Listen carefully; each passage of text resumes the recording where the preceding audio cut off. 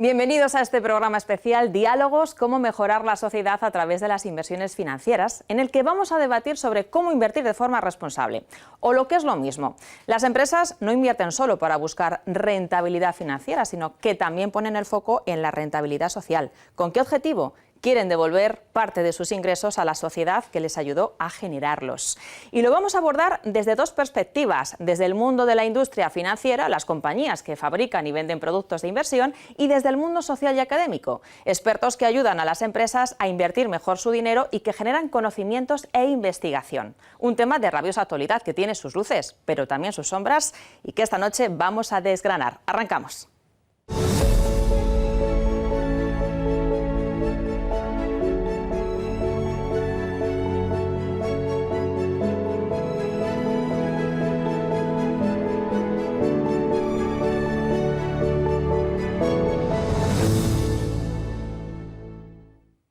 Empezamos ya nuestro primer diálogo sobre esa industria financiera con invitados de primer nivel que ya me acompañan en esta mesa y que les voy a presentar. José Luis Jiménez, director general de inversiones de Mapfre. Buenas noches. Buenas noches. A su lado, María Ángeles León, CEO y fundadora de Open Value y de Global Social Impact. Buenas noches, María Ángeles. Buenas noches, Susana. Y a mi derecha, Álvaro Camuñas, responsable global de ventas, relaciones institucionales y desarrollo de clientes de BNP Paribas Securities Services. Muy buenas noches, Álvaro. Susana. Bueno, para arrancar, para abrir fuego, os voy a hacer una pregunta a todos, pero yo creo que es necesaria, que es la inversión responsable. Pero antes, permitidme que vayamos a la calle, antes de que me respondáis, porque hemos salido a preguntárselo a los ciudadanos para saber qué saben sobre este tema. Vamos a ver lo que nos han respondido. ¿Saben lo que es la inversión responsable? No, no sé lo que es la inversión responsable. ¿Saben lo que es la inversión responsable? No. No tengo ni idea. Nada. No lo he oído.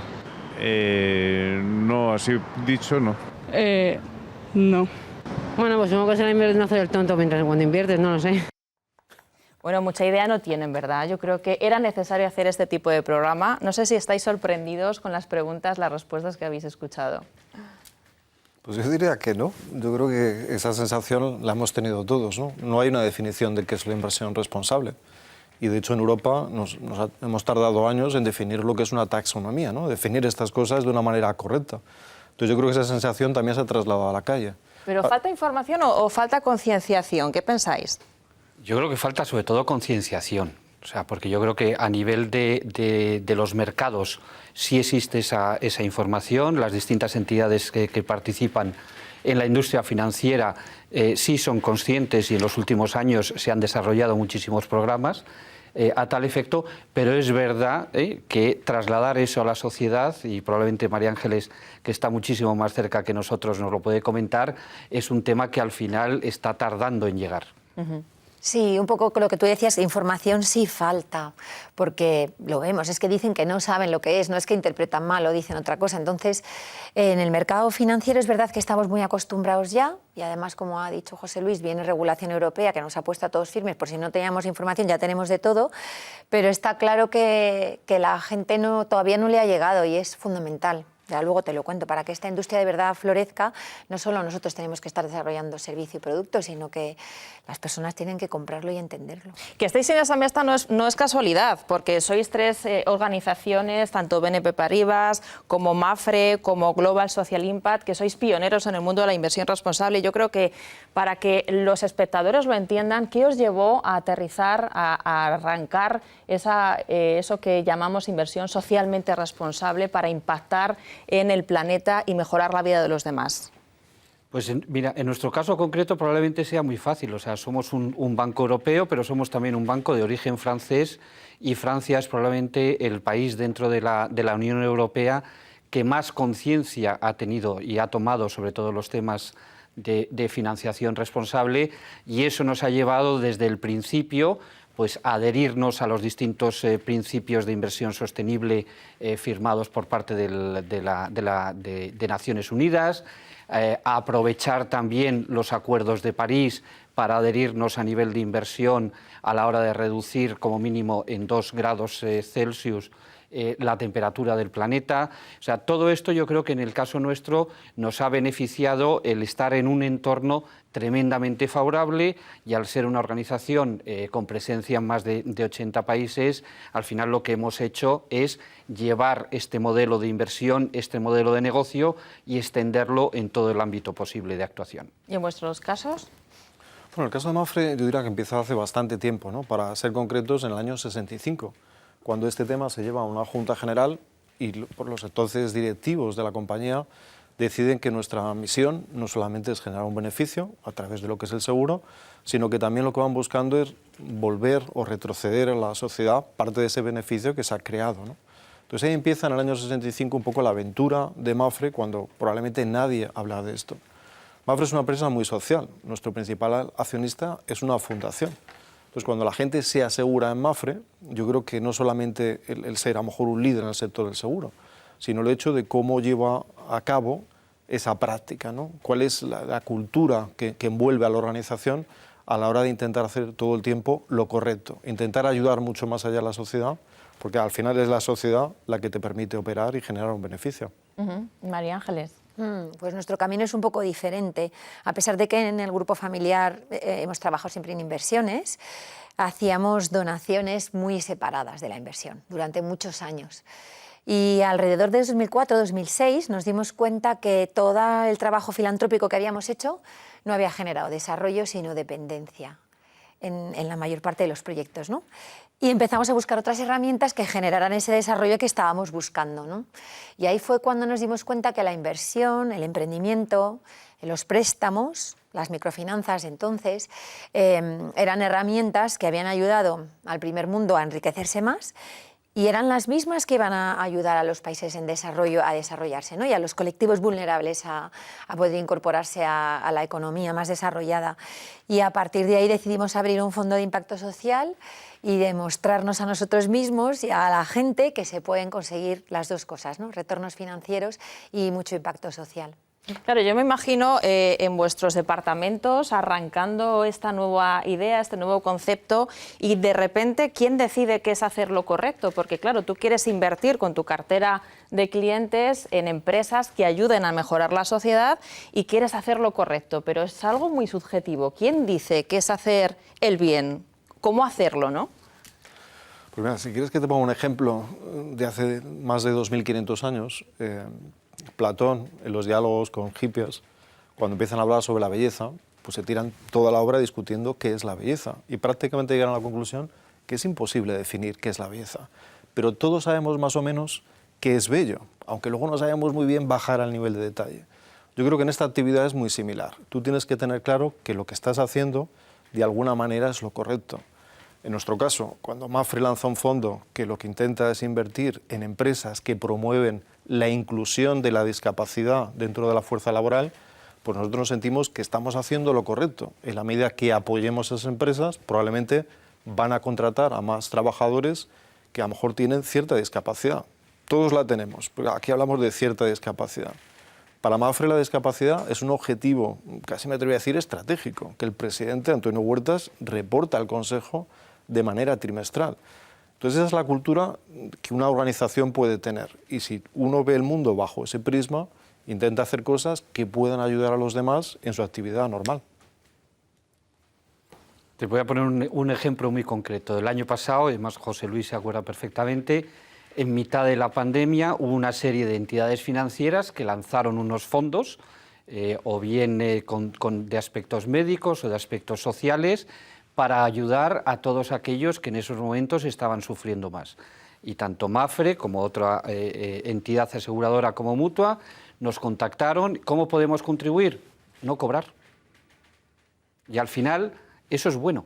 Entonces no hace falta una definición a lo mejor tan perfecta de lo que es la inversión sostenible. Yo creo que todos somos capaces al 99% de definir y poder enmarcar aquellos esfuerzos, aquellos productos, aquellas inversiones que claramente ayudan a un desarrollo sostenible.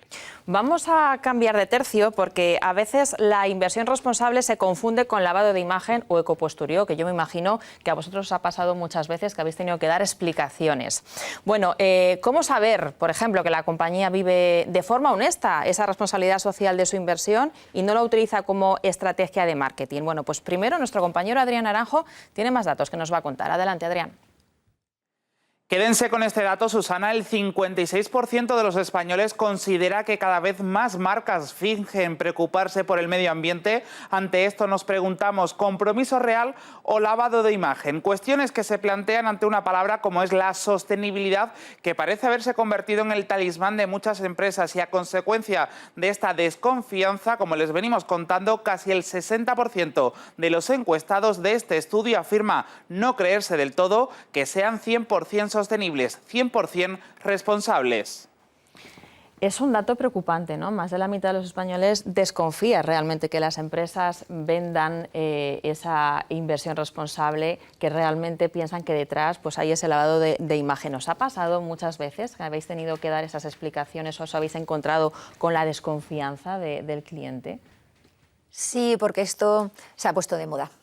Entonces, a pesar de que algunas organizaciones, como las que has elegido para esta mesa, llevemos mucho tiempo poniendo a la persona en el centro de verdad y midiendo todo lo que hacemos por el beneficio de la sociedad, como esto ahora está de moda, hay mucha urgencia por unirse a esto, ¿no? Que es bueno, o sea, a mí no me parece mal, cuantas más bodas buenas haya, mejor, pero al unirte muy deprisa, pues no es todo verdad lo que hay por debajo, ¿no?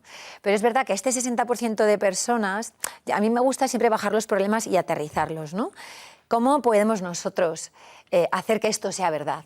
Pues con nuestras N decisiones de consumo diarias, ¿no? Y es muy difícil que nuestra cesta de la compra quiera comprar un aceite un poco más caro o un producto un poco más caro porque está ayudando a otros. Cuesta, porque al final de mes vas sumando y dices, jo, ¿no? Pues esas pequeñitas decisiones son las que van a llevar a las corporaciones y al sector financiero a obligadamente a hacer esto, ¿no? Mientras que seamos solo nosotros de ese sector financiero, que es verdad que empuja a las corporaciones, ¿no? Solo te invierto si eres sostenible, está muy bien, pero tenemos una responsabilidad de calle, de contestar. Sí que sé lo que es sostenible y yo, majo, pues en mi cesta de la compra, en mis decisiones diarias, lo intento cada día, ¿no? Esa es mi idea de verdad, de transformación. Es una buena pregunta, ¿no? ¿Cómo hacer verdad lo que hacéis, ¿no? Lo que conseguís día a día? Vamos a ver, yo aportaría dos datos. En primer lugar, en relación a esa falta de certidumbre, de creérselo, hay muchos estudios recientes. Morgan Stanley acaba de publicar en el 2021 un análisis que han hecho sobre 3.000 fondos de inversiones y ETFs en Estados Unidos, sostenibles y no sostenibles. Todos aquellos bajo el parámetro de sostenibilidad han conseguido una rentabilidad de más de un 4% por encima de los fondos tradicionales, en renta variable y casi de un 1% en renta fija. Esos son hechos. Eso es una realidad palpable que demuestra que todas aquellas empresas que invierten en otras empresas, en productos sostenibles, consiguen una mayor rentabilidad. Y luego, recientemente, me parece que ha sido marzo de este año, la Comisión Europea ha publicado un reglamento, el SFDR, por el cual se están definiendo cuáles van a ser las prácticas para que precisamente ese marketing pueda definir exactamente y pueda comparar unos productos con otros en relación a sostenibilidad, y que de verdad el consumidor final, el consumidor particular, pueda tener una serie de elementos para poder enjuiciar estos productos. Entonces se está haciendo mucha labor en ese sentido, precisamente para llegar hasta el último inversor y que sea muchísimo más fácil para ellos el entender este tipo de inversión. Claro, entender, pero también creer, ¿verdad, José Luis? Sí, yo ahí a lo mejor sería un poco más crítico, no con lo que dice Álvaro, que por descontado estoy de acuerdo con él, ¿no? Pero a veces cómo la industria intenta gestionar todo esto, ¿no? Por poner un ejemplo, yo distinguiría entre aquellas compañías que no hacen daño y aquellas compañías que provocan un bien. ¿A qué me refiero? Si hoy en día alguien quiere comprar un ETF el más sostenible, el más grande que hay en Vamos a Estados explicar Unidos. qué es un ETF para los espectadores, que a lo mejor no lo entienden. Dentro de la gestión, pues básicamente hay dos aspectos. La activa, donde son los gestores en base a un análisis fundamental, los que miran las compañías e intentan, oye, pues me gusta Mapfre, está barata, la compro.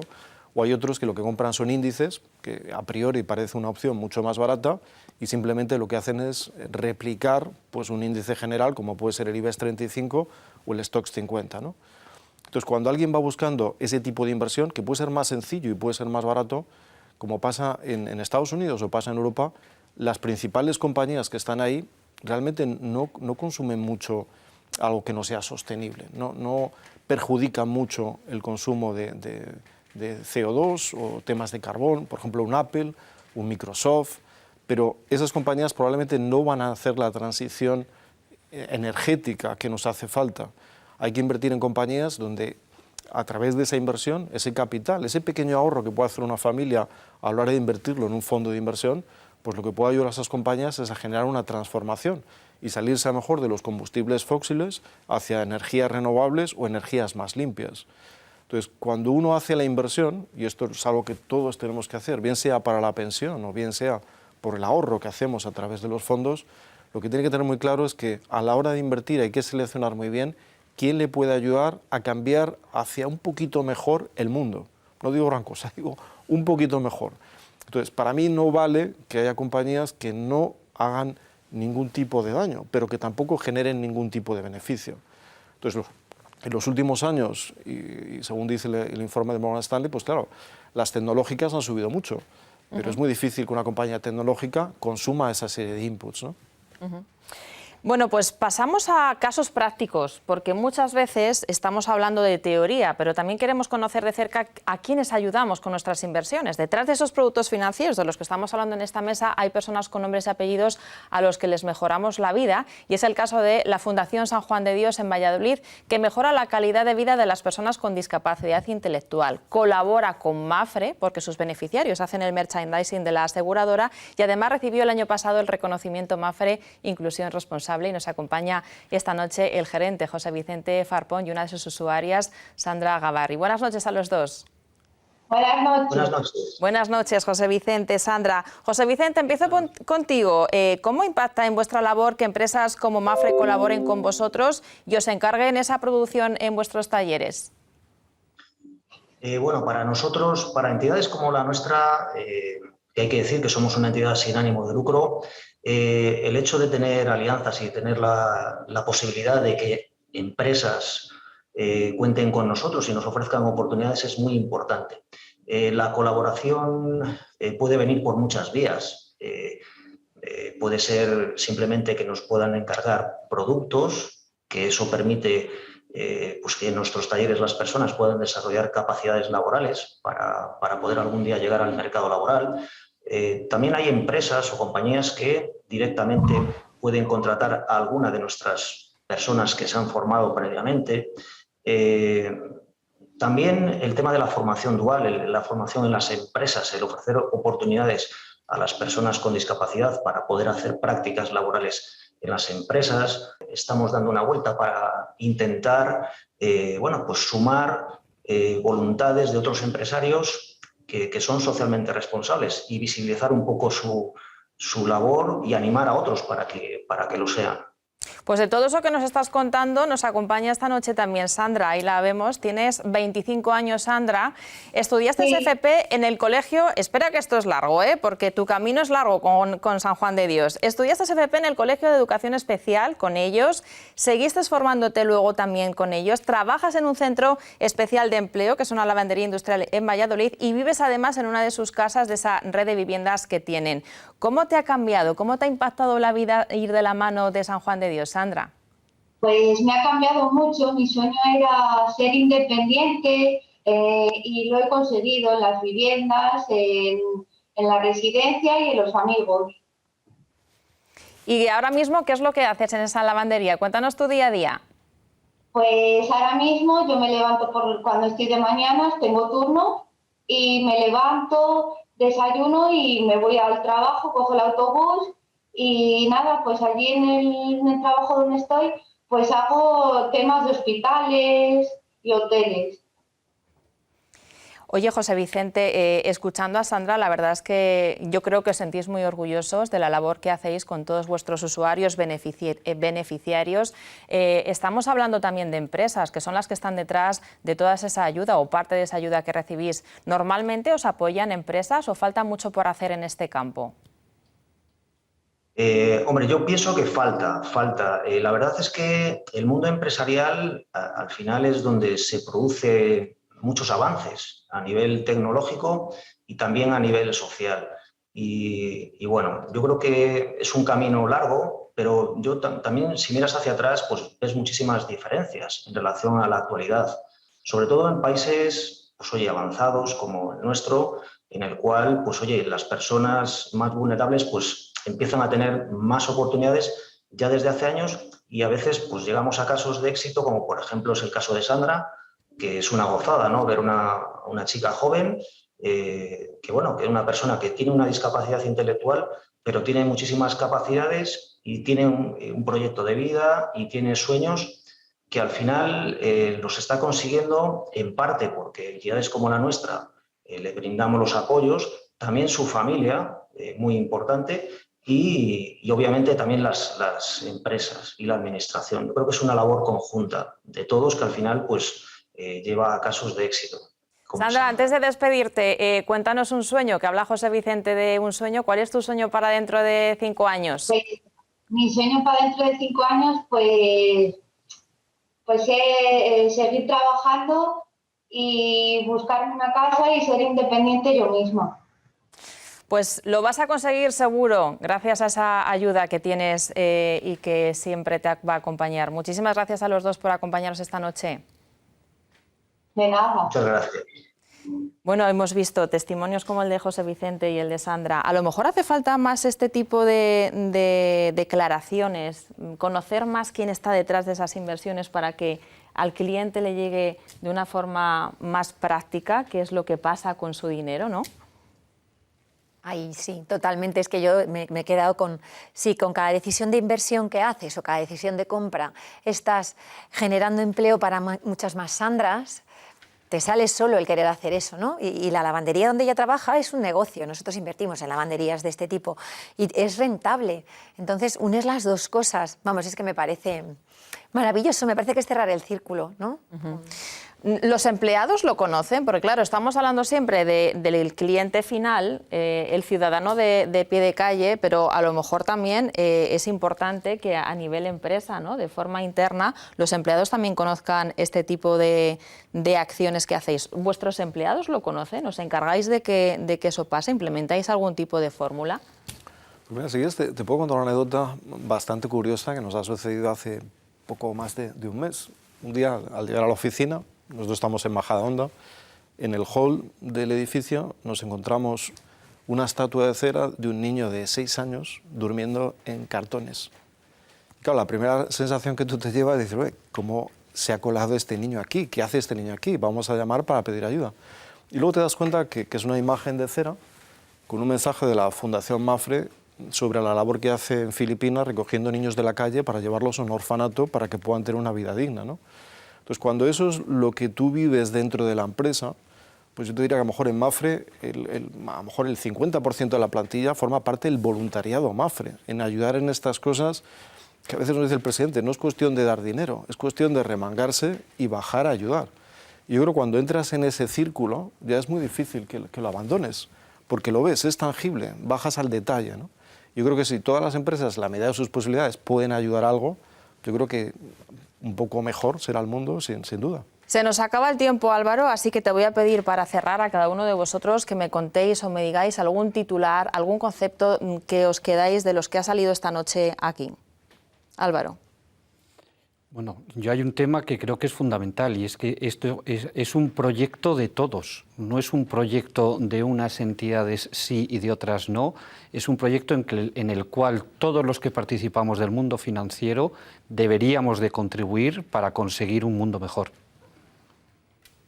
José Luis. Pues bueno, yo diría que en base a las entrevistas que habéis hecho en la calle es evidente que algo estamos haciendo mal. Porque si la gente no tiene una primera impresión de lo que es la inversión responsable, yo creo que todavía nos queda mucho trabajo por hacer para divulgar toda esta serie de pequeñas cosas que estáis haciendo vosotros en este programa para ayudar un poquito más a la sociedad.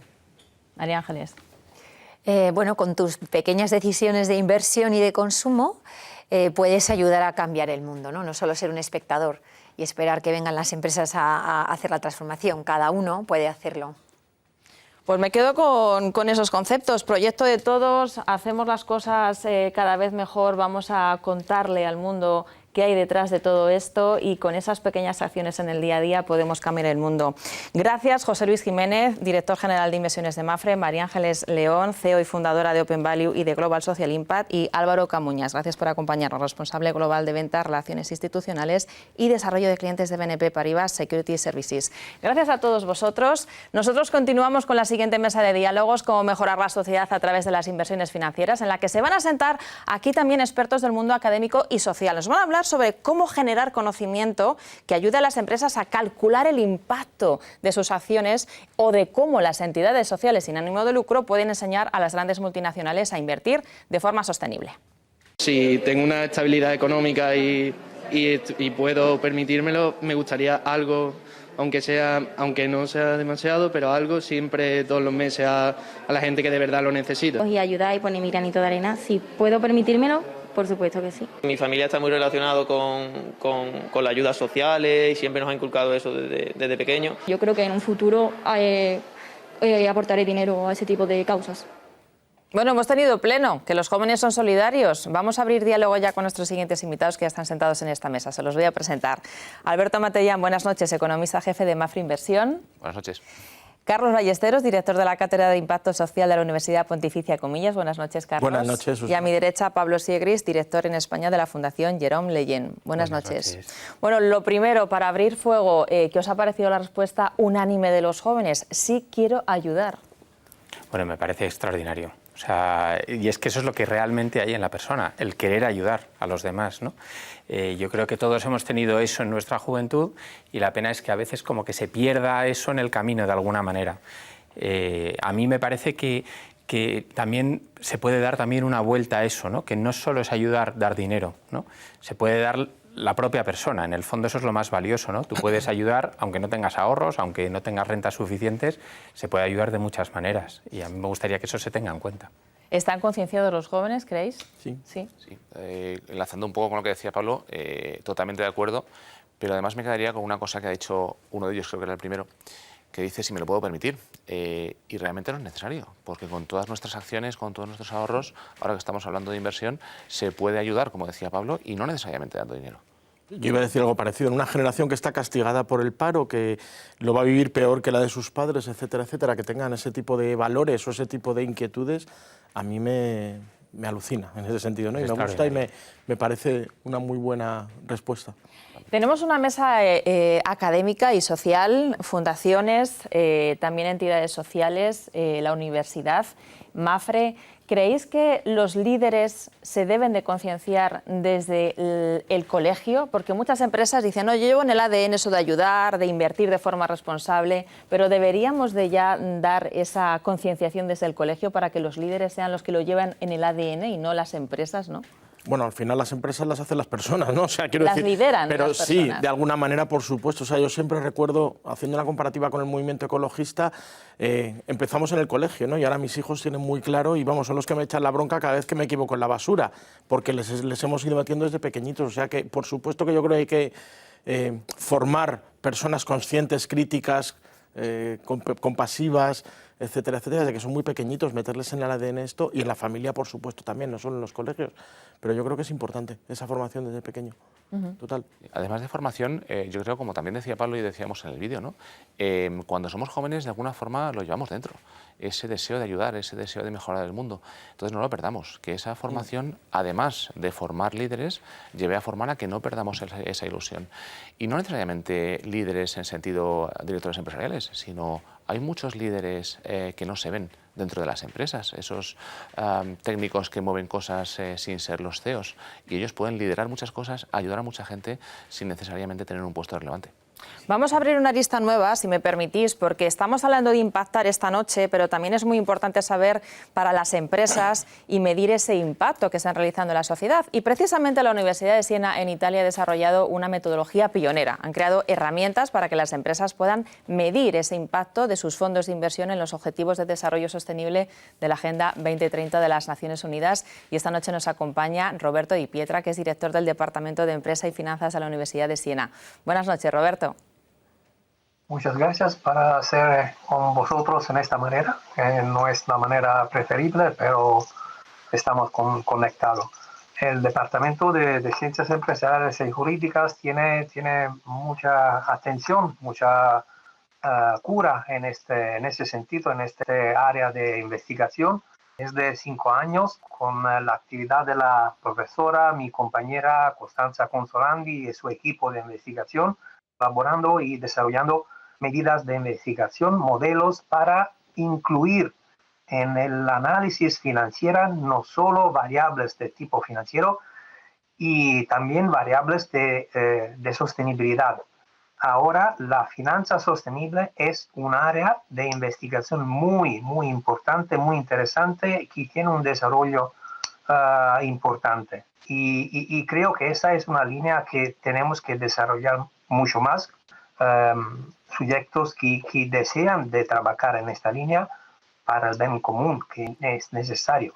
Roberto, ¿de qué manera esa metodología que habéis desarrollado allí en la Universidad de Siena, en Italia, ayuda a mejorar los resultados de las inversiones financieras?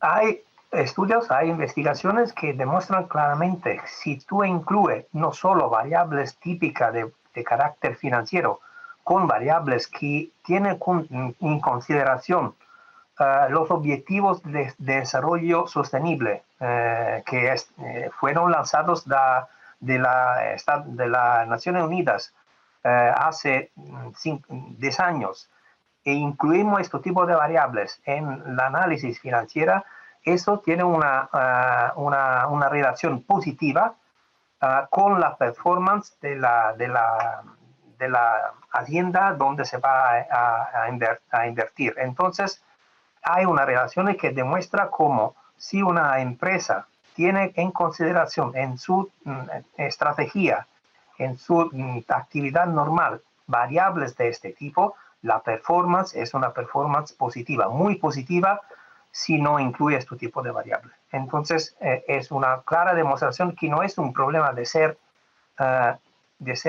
bueno, es una cuestión que de un lado económico y financiero tiene un impacto positivo.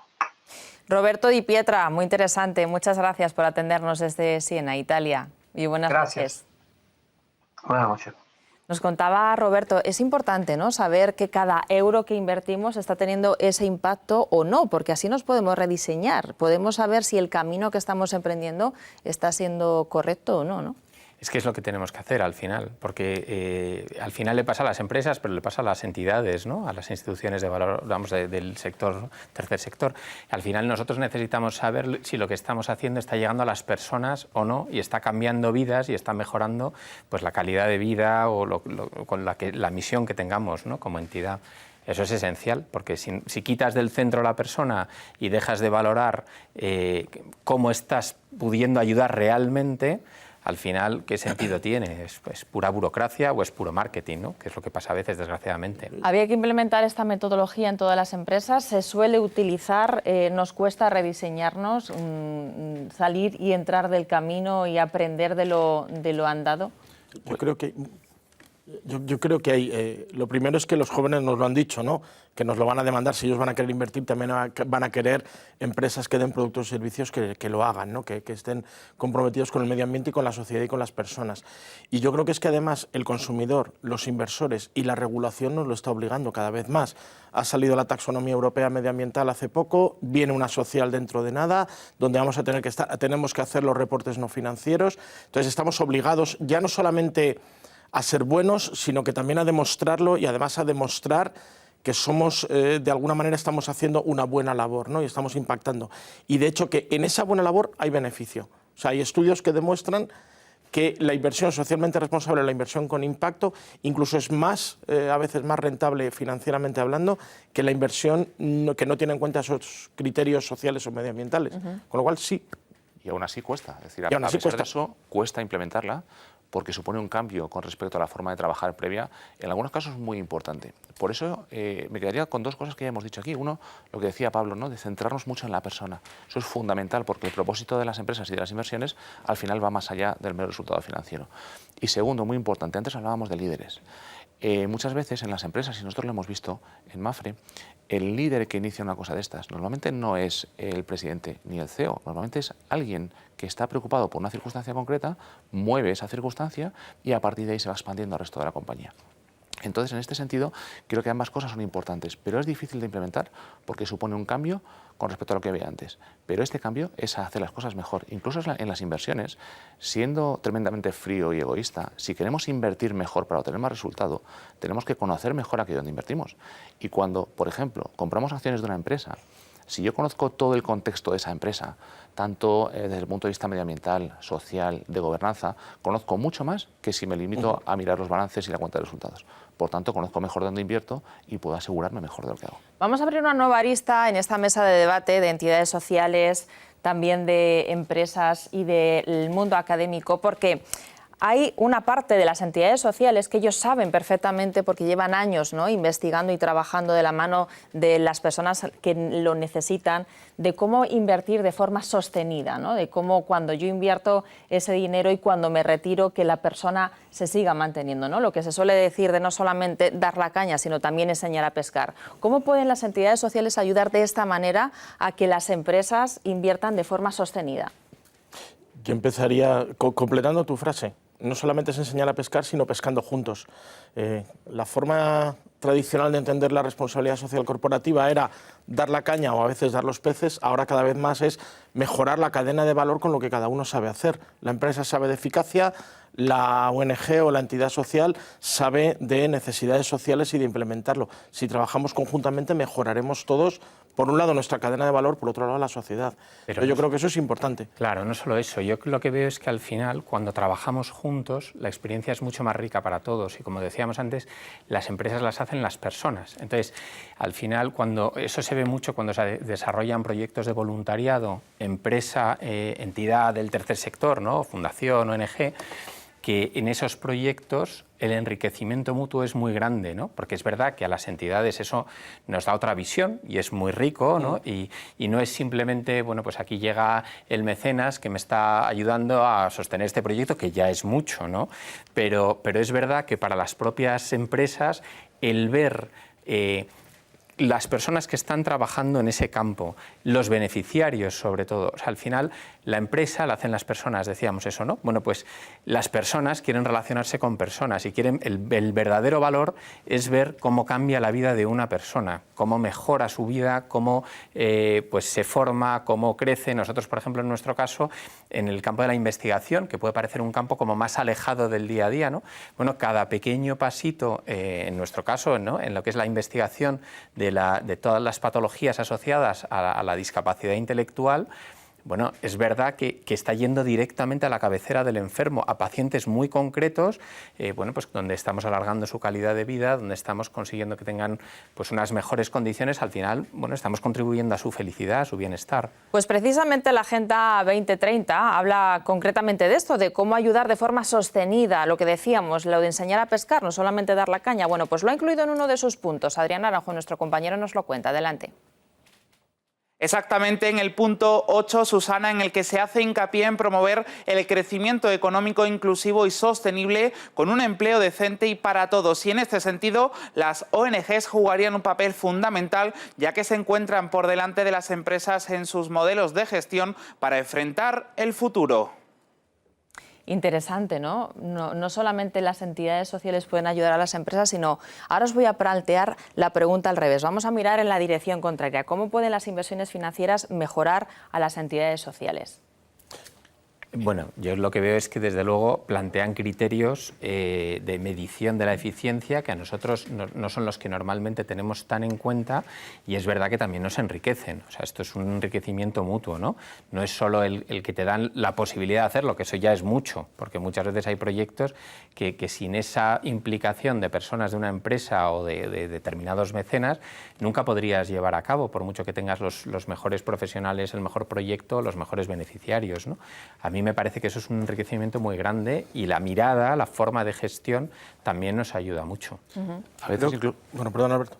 digo que muy a menudo se pone un toque de racionalidad financiera, ¿no? A los inversores de grandes empresas se nos ve como personas muy frías o muy inhumanas, pero nada más lejos de la realidad. Lo que queremos es que las cosas funcionen, y hay muchas veces que ves proyectos fantásticos en donde las personas implicadas están tremendamente centradas en ayudar, que es muy positivo, pero precisamente por ese foco tan cerrado no ven que eso puede necesitar algo más, como puede ser una cuestión financiera. Yo siempre pongo un ejemplo, que es las finanzas en las instituciones, me da igual si son empresas o si son, en este caso, entidades sin ánimo de lucro, es como respirar.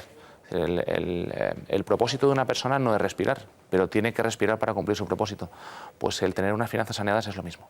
Y yo creo que los gestores de inversiones podemos ayudar mucho en ese sentido a las entidades sin ánimo de lucro. Yo voy a decir que nos estaban cambiando los lenguajes y las formas de relacionarnos. Antes la entidad social era la que estaba en la puerta gritando: lo estáis haciendo muy mal y tenéis que cambiar porque estáis explotando a la infancia y no sé qué. Y la empresa decía, y las entidades sociales son unos hippies, unos no sé qué, unos aficionados que están ahí, y ahora de repente hemos visto que podemos colaborar de alguna manera, ¿no?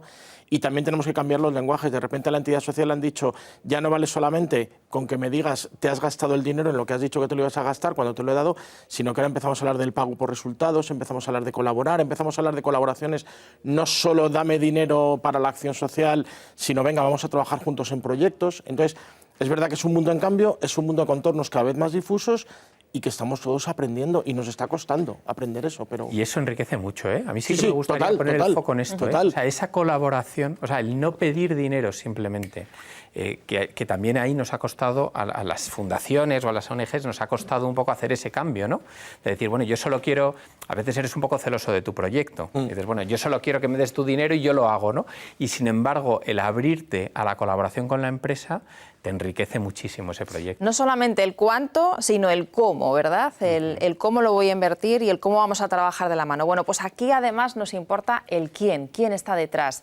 Ya saben que los testimonios son muy importantes para nosotros en esta noche, así que si estamos hablando de impacto, en esta segunda parte del programa nos vamos a acercar de nuevo a esos resultados tangibles. Queremos poner cara a esas inversiones responsables. Por eso vamos a hablar con la empresa Adopta un Abuelo, que forma parte de la cartera de inversiones de impacto. Y Alberto Cabanes es su fundador. Buenas noches, Alberto. Hola, buenas noches. ¿Cómo ha mejorado? ¿Cómo está mejorando vuestra actividad? Cuéntanos esa inversión de impacto que os han realizado.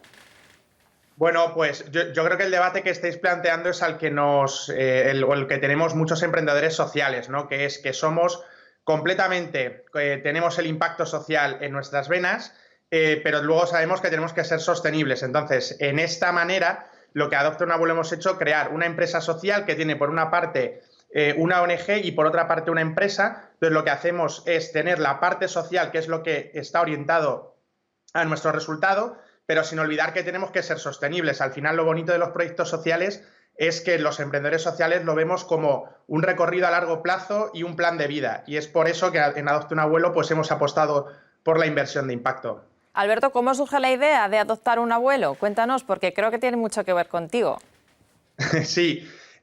Yo creo que todos los emprendedores sociales tenemos una historia detrás, que es el motor que nos mueve. Bueno, en mi caso conocí a Bernardo, un señor viudo y sin descendencia, que me confesó que él quería tener un nieto. Así que nada, yo le adopté como abuelo y pues bueno, eso me cambió la vida, porque a los 2 años dejé mi empleo y me centré en fundar Adopta un Abuelo y en hacerlo crecer. Y además vosotros tenéis una misión muy bonita, porque claro, son abuelos que están en residencias o que viven en pisos, que están solos, y jóvenes que van a acompañarles, que hacen esa función de nieto. Con lo cual es un ganar-ganar, porque el abuelo gana compañía y los jóvenes ganan experiencia y sabiduría. ¿Qué os cuentan sobre todo los abuelos de cómo les impactáis, cómo les cambiáis la vida? Bueno, los abuelos están encantados. Yo te lo digo por los que yo he conocido y he adoptado, y desde luego pues somos un soplo de aire fresco. De repente pues generalmente tienen problemas de movilidad, entonces el poder irles a visitar, el poder estar con ellos una tarde, 2 tardes, pues a ellos les da la vida. Pero bueno, yo siempre digo lo mismo, que somos los jóvenes los que verdaderamente ganamos con esa compañía, porque al final pues los abuelos cuentan mejores historias que Netflix, saben más que Wikipedia, y aquí estamos los jóvenes para aprender de ellos. Pues muchas gracias y felicidades en nombre de este programa por esa labor tan importante que hacéis. Gracias, Alberto. Muchísimas gracias a vosotros. Bueno, ejemplos que son los que mejor definen, ¿no?, cómo al final las inversiones socialmente responsables llegan y hacen esa función tan importante. Pero decidme, porque vosotros que tenéis una visión de a futuro, ¿por dónde va la cosa, por dónde va el tema, ahora sobre todo en tiempos de pandemia? ¿Qué es lo que nos queda por hacer y dónde tenemos que poner el foco? Pues mira, yo diría que va mucho en trabajar juntos, ¿no? Como antes decíamos, no solo entidades sociales y empresas, sino también, y aquí tenemos a Carlos, la universidad, porque genera conocimiento de cómo hacer las cosas mejor. De hecho, nosotros tenemos el Observatorio Mafre de Finanzas Sostenibles, cuyo objetivo es precisamente este, es aunar los 3 pilares. Y creemos que la universidad, como hemos visto antes, es fundamental, porque permite homogeneizar lenguajes, ¿no? Y de hecho creo que Carlos lo sabe muy bien. Estos idiomas distintos que habla cada uno es fundamental. Y luego lo que estamos viendo también de cara a futuro es la profesionalización de los proyectos de impacto, de los proyectos sociales. Hace 5 años, como decía Pablo, te pedían dinero. Ahora te presentan un proyecto financiero bastante más sólido. Y eso, que nos dedicamos a esto, nos gusta mucho, porque dices, mira, ya nos entendemos un poquito más, ¿no? Luego habrá que matizar muchas cosas. Pero lo cierto es que vamos a terminar trabajando juntos y vamos hacia empresas con un propósito, hacia inversiones, con un propósito mucho más allá de la rentabilidad financiera, un propósito centrado en la persona, que es lo importante.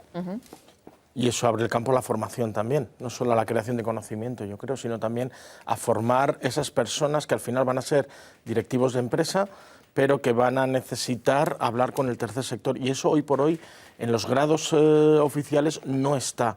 Está en el sentido de lo que hacemos, está en la forma de enseñar, pero no está en los contenidos. Habrá que cambiar esos contenidos para ir enseñando cada vez más a trabajar juntos y a ver que dirigir entidades es buscar la forma más eficaz de hacer las cosas para las personas, para los dineros, para el planeta, en ese triple impacto que cada vez es más importante.